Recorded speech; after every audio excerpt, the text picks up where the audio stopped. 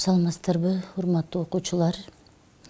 Бүгүн биз өзүбүздүн колдо бар, үйүбүздө мүмкүнчүлүгүбүзгө жараша кандай кездемелерди бар экенин, калыңыраак кездемеден,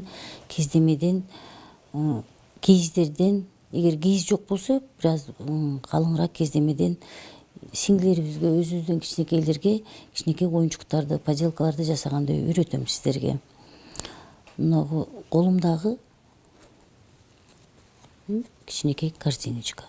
Ушуну жасаш үчүн эмне кылабыз? Сиздердин өзүңүздөрдө үйдө керектүү кездеме болсо, кездемеден калыңыраак кездемеден мына 2 деталь жасап алабыз. Окшош 2 деталь кыркып алабыз. Андан кооздоо үчүн башка түстөгү кагаздардан, кездемелерден дагы эмне алабыз? Кийиздерден. Түстүү кездеме болсо болот, бир түстөгү кездеме болсо деле болот. Деталдарын чоңураак айлана, кичинекей, жана кичинекей кылып туруп, кыркып даярдап алабыз. Андан кийин эң алгач 2 детальды бириктиребиз бири-бирине. 2 детальды бириктиребиз, жогору жагынан баштайбыз, жогору жагынан баштайбыз да акырын эмне кылабыз? Деталдарды бириктире баштайбыз.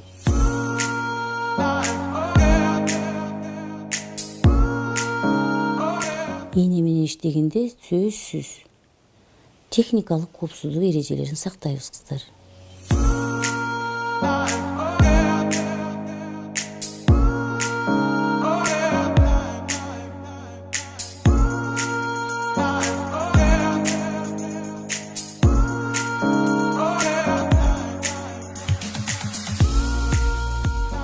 Демек, биз эмне кылдык?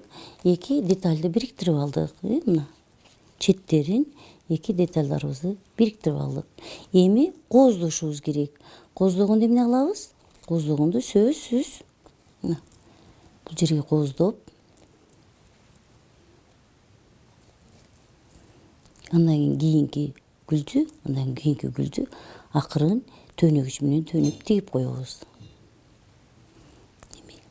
Биздин эмне болду? Оюнчугубуз даяр. Кааласаңыздар, топчуларды карап кошуп кооздосоңуздар болот. Биздин сувенирибиз даяр болду. Азыр эми үй шартында, кыздар, балдар, окуучулар, төнөгүчтөрүбүз, топчулар бар үйүбүздө. Атайын ошо топчулардан коллекция түзүп алсак болот. Ушул топчулардын өзүн пайдаланып ар кандай керексиз нерселерден эле биз керектүү нерселерди пайда кылып алабыз. Мондай топчуларыбыз бар. Ошо топчулардан сонун композицияларды түзүп алсак болот.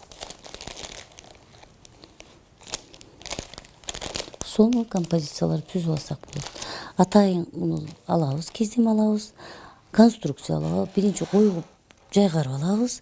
Кааласаңыздар, ушул жадан 7 түс деген гүлдү жасап алсак болобу экен? Болот. Демек, гүлдүн түсү 7 түс гүлүн билебизби? Семицветик жасап алсак, ортосун кылып, демек 7 түстөгү гүлдү жасап алсак болот экен. Мына 1, 2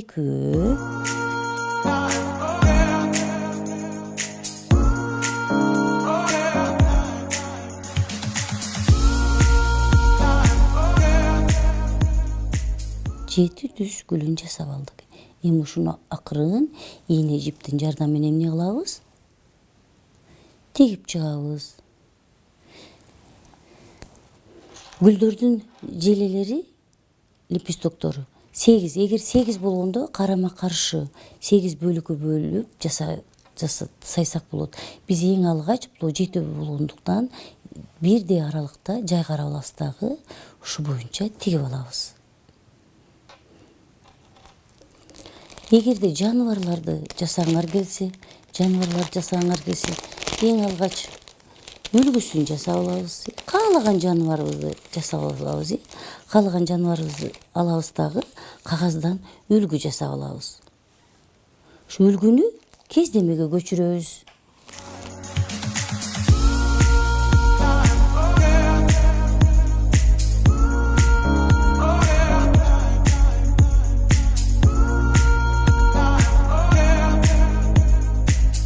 көрүңүз балдар.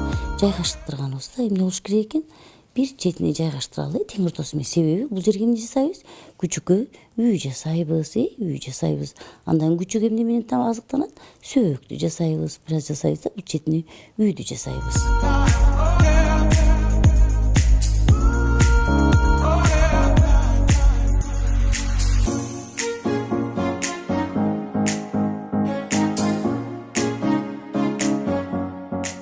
Формада ар кандай түстө болушу мүмкүн.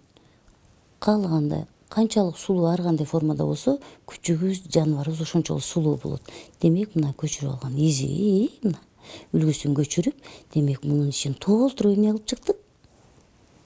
Жакшынакай кылып туруп композиция түзүп алдык. Мына күчүктү жасап алдык.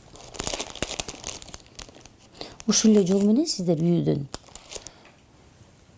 ваза жасап алсаңыздар болот. Мына сонун кылып туруп өзүңөр түзүп, өзүңөрдүн чыгармачылыгыңар менен, фантазияңар менен топчулардан жакшына белек жасап алсаңыздар болот.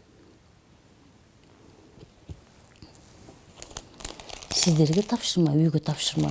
Ушундай сонун белектерди жасап, досторуңарга, жакындарыңарга белек кылсаңыздар болот. Рахмат көңүл бурганыңыздар үчүн. Кийинки сабакка чейин саламатта болуңуздар.